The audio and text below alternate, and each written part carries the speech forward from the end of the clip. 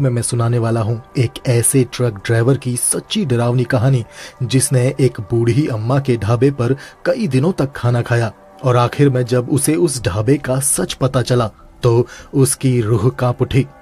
सच जानने के लिए कहानी को आखिर तक जरूर सुनिएगा। चलिए कहानी शुरू करते हैं।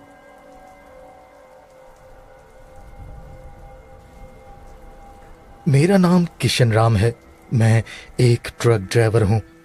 ये कहानी थोड़ी लंबी है, इसलिए आपको धैर्य और हिम्मत रखकर ये कहानी सुननी पड़ेगी। ट्रक ड्राइवरों के साथ ऐसी घटनाएं घटती रहती हैं जिन्हें दूसरों को यकीन दिलाना कभी कभी मुश्किल हो जाता है कि वो सच हैं। कभी कभी ट्रक ड्राइवर किसी गुमनाम रास्तों में भटक कर चले जाते हैं, कुछ लौट कर नहीं आते। न जाने उनके साथ क्या होता है, और जो लौट कर आते हैं उनके पास सुनाने के लिए सिर्फ कहानियां ही बचती हैं। मैं आज 70 साल का हूं और ये घटना तब की है जब मैं 20 साल का था, यानी ये कहानी 1975 की है। उस वक्त मैंने नया नया ट्रक चलाना सीखा था। मेरे पिताजी एक स्वतंत्रता सेनानी थे और उन्होंने कई साल फौज में भी बिताए थे। सरकार की तरफ से उन्हें पुरस्कार के रूप में कुछ पैसे भी मिले थे। थोड़े और पैसे मिला के उस वक्त उन्होंने एक ट्रक खरीद लिया था। मैं उसी ट्रक को लेकर लंबे लंबे सफर पर निकल जाया करता था।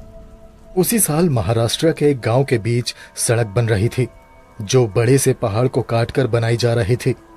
मेरा ट्रक उसी में रेता बजरी सप्लाई के काम में लगा हुआ था। रात के वक्त बाकी ट्रक वाले तो वहां से चले जाते थे क्योंकि वो नजदीक में ही रहते थे, लेकिन मेरा घर वहां से बहुत दूर था। इसलिए मैं वहीं साइट पे ट्रक खड़ा करके उसी में हल्का फुल्का खाना पका लेता था और उसी में आराम से सो जाता था। और शौच करने के लिए वहीं पास के जंगल में चला जाता था। मैं उस वक्त अकेला ही था क्योंकि उस काम में मुझे किसी हेल्पर की कुछ खास जरूरत नहीं पड़ी थी। दिन के वक्त वहां कई लोग रहते थे, जरूरत पड़ने पर उनसे हेल्प मिल जाती थी, लेकिन रात के वक्त वहां थोड़ा सन्नाटा पसर जाता था।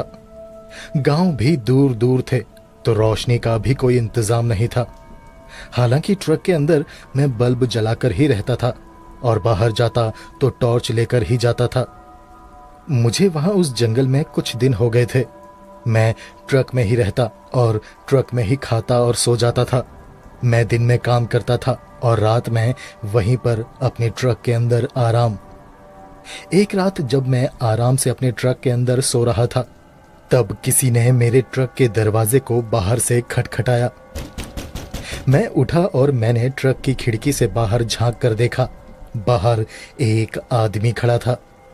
मैंने टॉर्च उठाया और उसे जलाकर उस आदमी के चेहरे पर रोशनी डाली। वो एक 35-36 साल का आदमी था जिसने ढीले ढाले कपड़े पहने हुए थे। चेहरे पर दाढ़ी थी। सिर के बाल और चेहरे की दाढ़ी को देखकर लग रहा था जैसे उसने काफी दिनों से नहाया नहीं था। कपड़े भी धूल मिट्टी से सने हुए थे। मेरे टॉर्च की रोशनी से उसकी आंखें चुंधिया गई तो उसने आंखें मूंदते हुए मुंह फेर कर कहा, अरे भाई, आंखें फोड़ने का इरादा है क्या? इसे मेरी आंखों से हटाओ।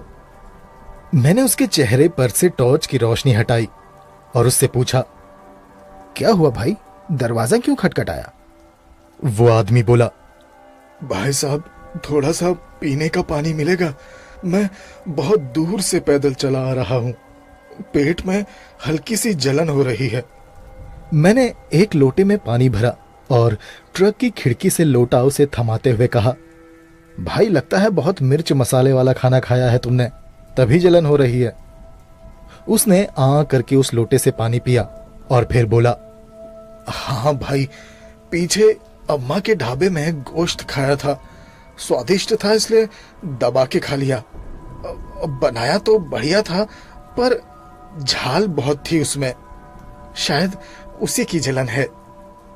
मैंने उस आदमी से पूछा, क्या यहाँ आसपास ढाबा भी है? कहाँ पर है वो ढाबा? कितना दूर है यहाँ से? यहाँ से बस थोड़ा ही दूर है, यही कोई 20-25 मिनट पैदल चलकर तुम वहां पहुंच जाओगे। एक छोटा सा झोपड़ा ही है बस, देखने से पता नहीं चलेगा कि ढाबा है। मैंने कहा, अच्छा, मुझे मालूम नहीं था कि आसपास कोई ढाबा है। मैं कितने दिनों से रात में खुद खिचड़ी बना के खा रहा था। ठीक है, कल जाकर देखता हूँ वो ढाबा। वो आदमी बोला, अच्छा साहब, अब मैं चलता हूँ। पानी के लिए आपका शुक्रिया। उसके बाद वो आदमी वहां से चला गया। मैं वापस अपने बिस्तर में लेटा और थोड़ी देर में मुझे फिर से नींद आ गई। अगली सुबह उठकर फ्रेश होकर मैं वहीं पास ही की एक नदी पर गया और ठंडे पानी से नहा धोकर वापस ट्रक में आकर मैंने ट्रक के अंदर धूप अगरबत्ती जलाई और भगवान को याद करके साइट पे निकल गया। दिन भर सड़क निर्माण कार्य में भागदौड़ चलती रही। मैंने कुछ मजदूरों से उस ढाबे के बारे में भी पूछा, मगर सभी ने कहा कि उन्हें नहीं मालूम कि वहां पर कोई ढाबा है। फिर मुझे उस आदमी की बात याद आई। उसने कहा था कि वो एक छोटा सा झोपड़ा जैसा ही है, देखने से नहीं लगता कि जैसे वो कोई ढाबा होगा। मैंने सोचा, छोड़ो जाने दो, रात में खुद जाकर देख लूंगा कि आगे कोई ढाबा है कि नहीं। शाम को काम खत्म करके सभी मजदूर वहां से चले गए। मैं भी पास की नदी पर गया और अच्छे से हाथ मुंह धोकर वापस ट्रक में आया। दिन में मजदूरों के साथ ही कुछ हल्का फुल्का खाना खाया था, इसलिए शाम होते होते बहुत तेज भूख लगने लगी थी। तो मैं पैदल ही उस तरफ जाने लगा जिधर उस आदमी ने बताया था कि वो ढाबा है। वो सड़क कच्ची थी।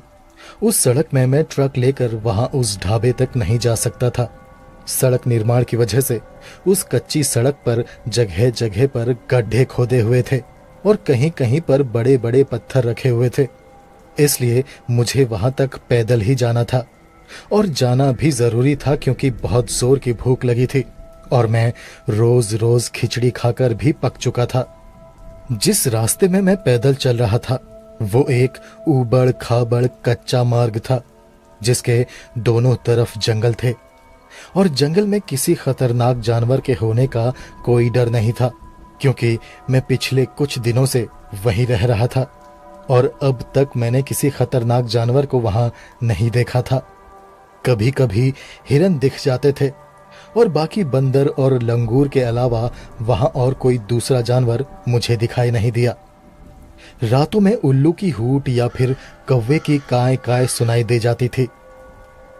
खैर, मुझे उस कच्चे रास्ते में चलते हुए लगभग 30 मिनट होने वाले थे और तभी मेरी नाक में बहुत ही लजीज खाने की खुशबू आने लगी। मैं समझ गया था कि ढाबा आस पास ही है और मुझे कहीं पर दूर किसी रेडियो में गीत बजते सुनाई देने लगे। मैं तेज तेज कदमों से चलता हुआ आगे बढ़ा तो मैंने उस कच्चे रास्ते के किनारे एक झोपड़ा देखा, जिसके बाहर एक लालटेन जल रही थी। बाहर एक लकड़ी की बेंच रखी हुई थी और झोपड़े के अंदर भी हल्की रोशनी दिखाई दे रही थी। मैं समझ गया था कि मैं अम्मा के ढाबे पर पहुंच चुका हूं। मैं उस कच्चे मार्ग से लगे हुए एक और संकरे से रास्ते में घुस गया। वो ढाबा उसी रास्ते में था। बस थोड़ा सा चलने के बाद मैं उस ढाबे के बाहर खड़ा था। ढाबे के बाहर कोई नहीं था। उसके दरवाजे पर जाकर मैंने आवाज दी, अब कोई है क्या अंदर? मगर अंदर से कोई जवाब नहीं आया। मैंने फिर से आवाज दी और झोपड़े के दरवाजे पर लगे हुए कुंडे को पकड़कर दरवाजे पर ठोका। तभी मेरे पीछे से मुझे किसी के खांसने की आवाज आई। मैंने पीछे पलटकर देखा। बाहर मेरे पीछे एक मोटी सी बूढ़ी औरत खड़ी थी। उसने पुरानी सी सफेद साड़ी पहनी हुई थी। उसका पेट बहुत ज्यादा बाहर को निकला हुआ था, जिसे उसने अपनी साड़ी के पल्लू से ढका हुआ था। चेहरे में झुर्रियां और बाल सफेद थे। उसने माथे पर एक मोटी सी काली बिंदी लगाई हुई थी। होंठ उसके सूखे कटे फटे से थे। चेहरे पर अजीब सी मुस्कान के साथ वो बोली, अब भूख लगी है क्या बेटा? मैं समझ गया था कि वही है वो बूढ़ी अम्मा जो वो ढाबा चलाती है। मैंने उससे कहा, हाँ माँ, कुछ पका दोगी मेरे लिए? वो बोली, हाँ हाँ, बना दूंगी बेटा। फिर वो मेरी तरफ बढ़ी मैं दरवाजे से किनारे हो गया तो वो झोपड़े के अंदर चली गई। उसने अपनी कमर से सटाकर एक टोकरा पकड़ा हुआ था जिसे उसने एक लाल कपड़े से ढका हुआ था। मैं झोपड़े के बाहर बेंच पर बैठ गया। तभी अंदर से आवाज आई, क्या खाएगा बेटा? रोटी और साग लगा दूं? अब बहुत देर हो गई है बेटा, वरना तेरे लिए गोश्त पका देती। मैंने कहा, हाँ हाँ अम्मा, रोटी और साग ही दे दो। मेरे इतना कहते ही वो बूढ़ी अम्मा एक थाली में 4 रोटी और हरा साग ले आई। उसके एक हाथ में पानी का गिलास था और मुझे थाली थमाते हुए वो बोली, कल आना बेटा, कल तेरे लिए गोश्त पका कर रखूंगी। आज पूरी रात गोश्त को मसालों में सान कर रख दूंगी। कल तक उसका स्वाद 100 गुना बढ़ जाएगा। चल अब तू आराम से खाना खा, कुछ और चाहिए होगा तो आवाज लगा देना। इतना कहकर वो बुढ़िया वापस झोपड़े के अंदर चली गई। मैं बुझे हुए मन से वो रूखी रोटी और साग खाने लगा। मैं असल में मन बना के आया था कि यहां आकर भर पेट गोश्त खाऊंगा, मगर मेरे नसीब में वो सूखी रोटी ही लिखी थी। मैंने खाना खत्म किया और अम्मा को पैसे देने के लिए आवाज दी, अम्मा कितना पैसा हुआ? मगर अंदर से कोई जवाब नहीं आया। मैंने फिर से आवाज दी, मगर कोई जवाब नहीं आया। मैं झोपड़े के अंदर गया। वो एक बड़ा सा कमरा था जिसकी दीवारें और फर्श को मिट्टी से लीप कर बनाया गया था।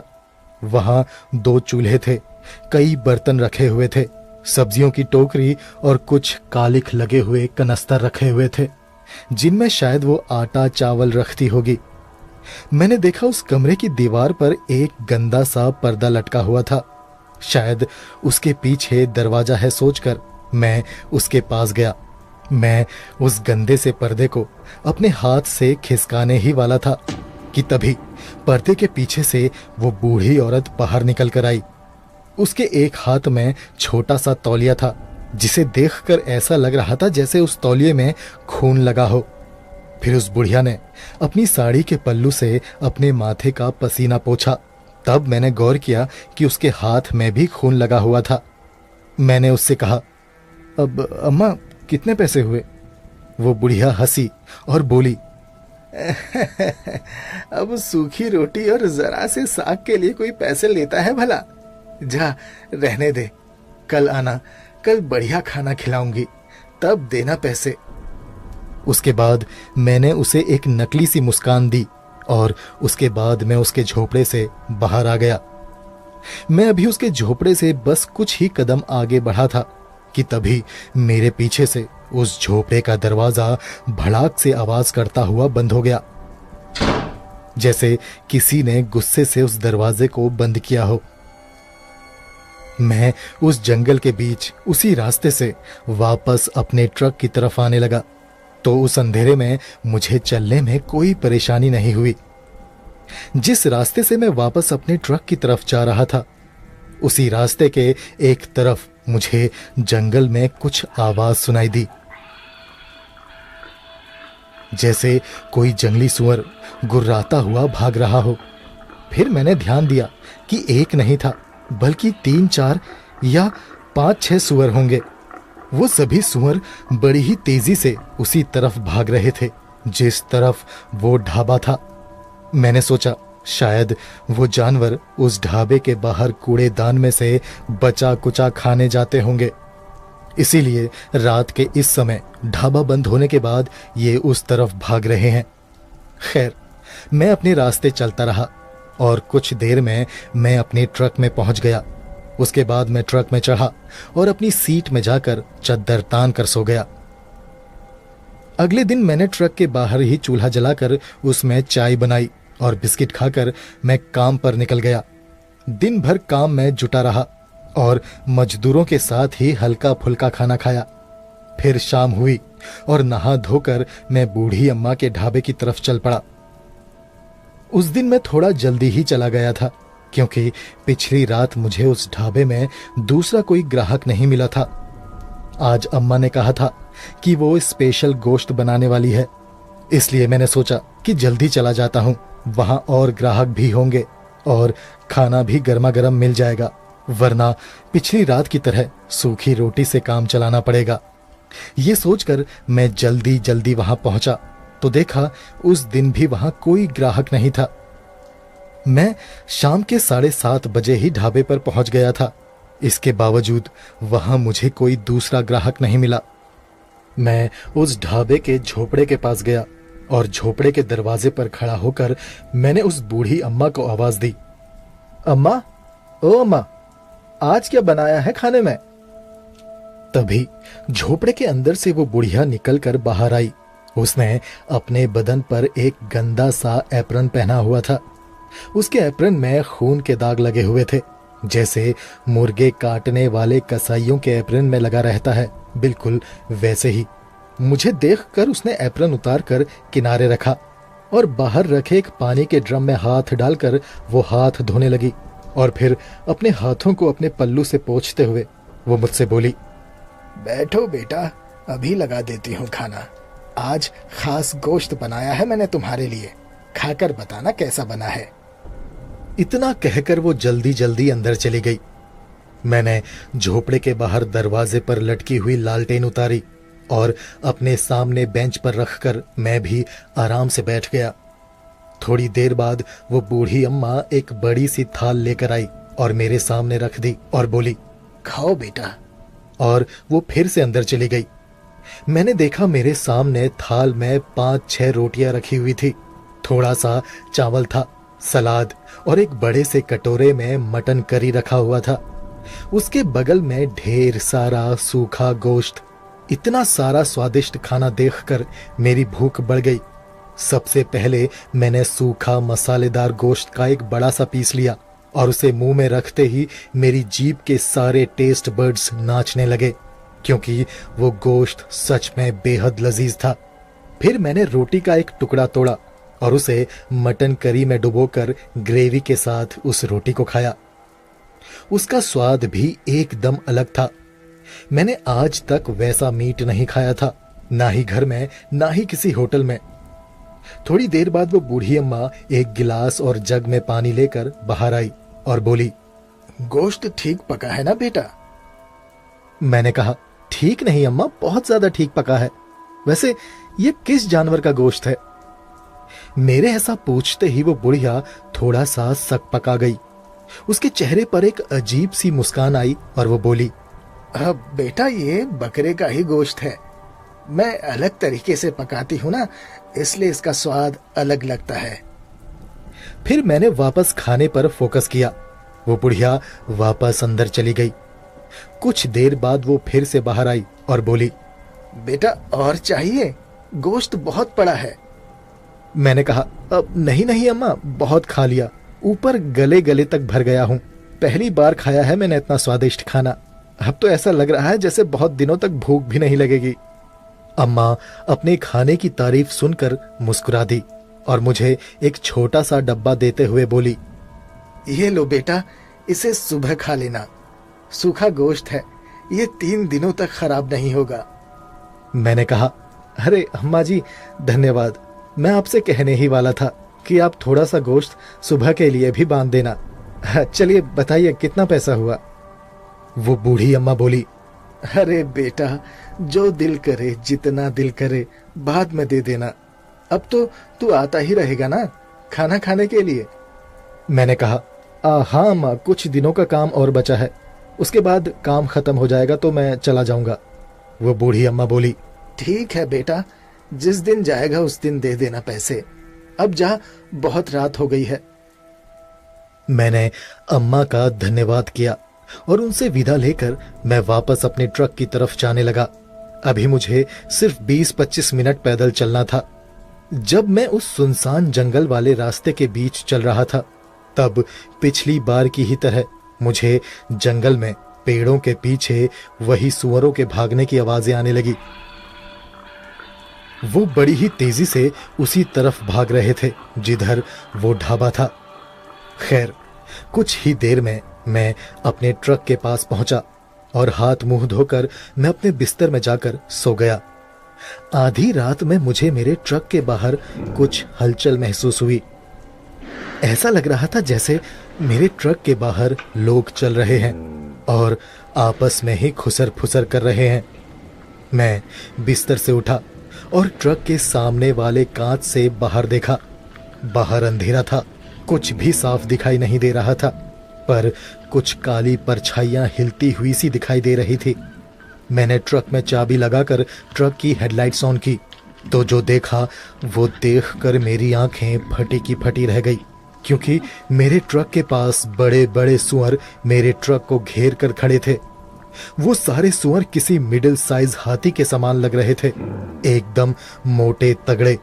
पर वो सभी मेरे ट्रक को घेर कर क्यों खड़े थे, ये मुझे समझ नहीं आ रहा था। वो सभी मेरे ट्रक के पास आकर हवा में कुछ सूंघने की कोशिश कर रहे थे।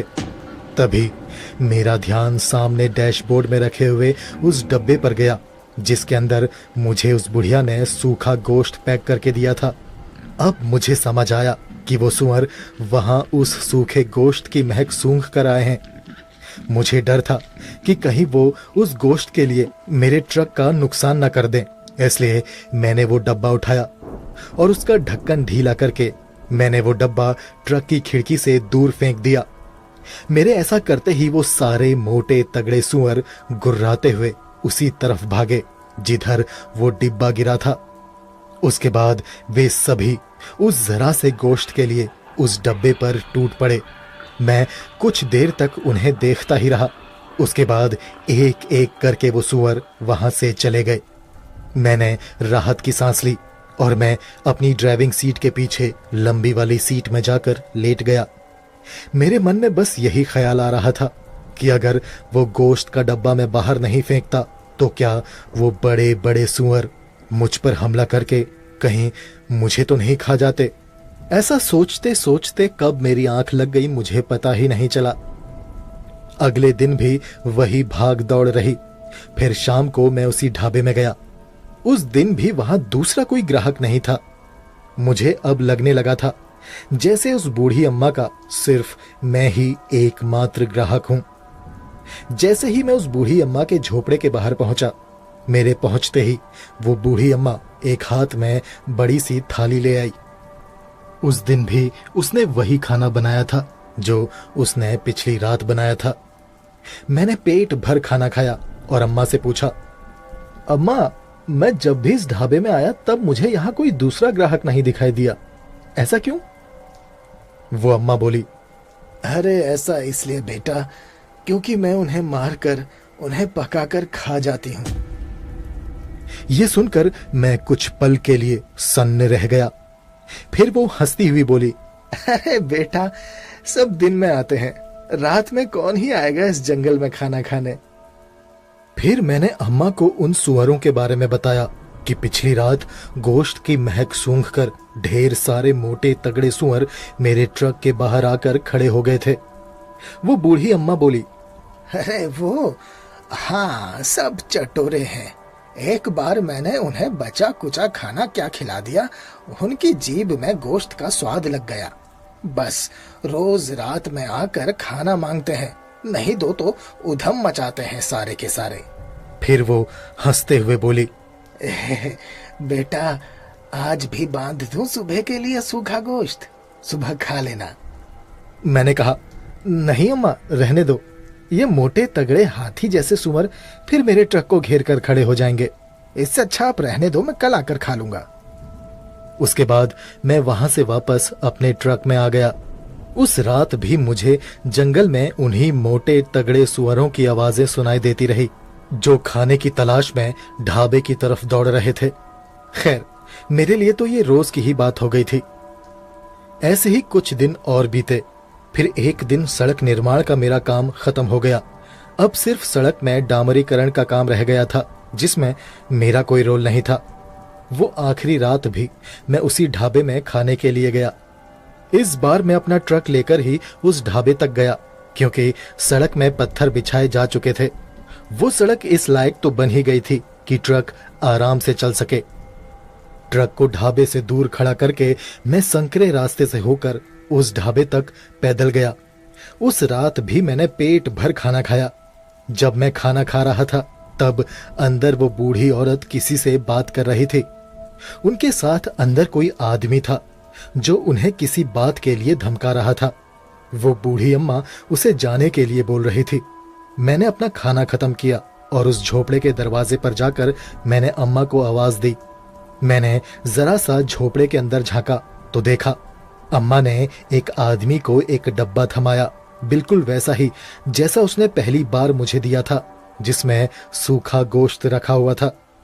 वो आदमी वो डब्बा लेकर दूसरे दरवाजे से बाहर चला गया। मैंने अम्मा से कहा, क्या हुआ अम्मा, कोई परेशानी है क्या? अम्मा बोली, नहीं बेटा, कोई परेशानी नहीं। फिर मैंने कहा, अम्मा मैं आज घर वापस जा रहा हूं, मेरा काम यहां पर खत्म हो गया है। अम्मा के चेहरे के भाव बदल गए।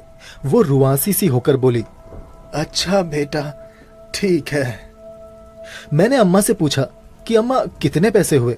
अम्मा ने कहा, जितना तेरा दिल करे दे जा बेटा। मैंने अम्मा को कुछ पैसे दिए, थोड़े से ज्यादा ही दिए क्योंकि उन्होंने मेरे खाने का अच्छा ख्याल रखा था। उसके बाद मैंने उनसे विदा ली और वापस अपने ट्रक में जाकर ट्रक स्टार्ट किया और अपने घर के लिए निकल गया। लेकिन इस पूरी कहानी का सबसे डरावना मोड़ अब आने वाला था। मैं जब उस जंगल के बीच सड़क में ट्रक लेकर शहर की तरफ जा रहा था, तभी मैंने सड़क के एक तरफ जंगल में किसी आदमी की चीख सुनी। कोई आदमी तेजी से दौड़ते हुए जंगल में भाग रहा था और उसके पीछे मैंने उन्हीं सुअरों के भागने की आवाजें सुनी जिन्हें मैं रोज रात को ढाबे की तरफ भागते हुए सुनता था। वो सारे सुअर अभी किसी आदमी का पीछा कर रहे थे। मेरी नजर उस जंगल की तरफ ही थी। तभी मेरा ध्यान सामने सड़क पर गया और मैंने देखा मेरे ट्रक के सामने अचानक से एक आदमी आया। मैं ब्रेक मारता उससे पहले ही मेरा ट्रक उसके ऊपर चढ़ गया और मैंने उस आदमी की दर्द भरी चीख अपने ट्रक के नीचे से सुनी और फिर उसका शरीर मेरे टायर के नीचे आया और वो आदमी कुचल गया। उसकी चीख बंद हो गई और मेरा ट्रक आगे बढ़ गया। मैं ट्रक चलाता रहा। मेरी हिम्मत नहीं हुई कि मैं ट्रक रोककर उस आदमी को देखूं कि वो जिंदा है या मर गया। मैंने गौर किया कि जब वो आदमी अचानक मेरे ट्रक के सामने आया था तब उसके हाथ में वही डब्बा था जिसके अंदर उस बुढ़िया ने मुझे भी सूखा गोश्त दिया था। वो डब्बा बिल्कुल वैसा ही था और वो आदमी वही आदमी था जो पहली बार मेरे ट्रक के बाहर आया था, जिसने मुझसे पानी मांगा था और जिसने मुझे उस बुढ़िया के ढाबे के बारे में बताया था। वो वही आदमी था। अब मुझे समझ आया कि वो सुअर उस आदमी के पीछे क्यों पड़े थे, क्योंकि उन सुअरों को उस आदमी के हाथ के डब्बे से गोश्त की खुशबू आ रही थी। वो डब्बा उस आदमी को उसी बूढ़ी अम्मा ने दिया था। मैं उस आदमी को कुचलकर काफी आगे आ चुका था। अब मेरे मन में ख्याल आया कि अगर वो आदमी जिंदा हुआ तो उसे मदद की जरूरत होगी। मैं वापस नहीं जाना चाहता था, लेकिन मेरी अंतर आत्मा मुझे कोस रही थी। मैंने ट्रक रोका और यू टर्न लेकर वापस उसी जगह की तरफ बढ़ा जहां पर वो आदमी मेरे ट्रक के नीचे आकर कुचल गया था।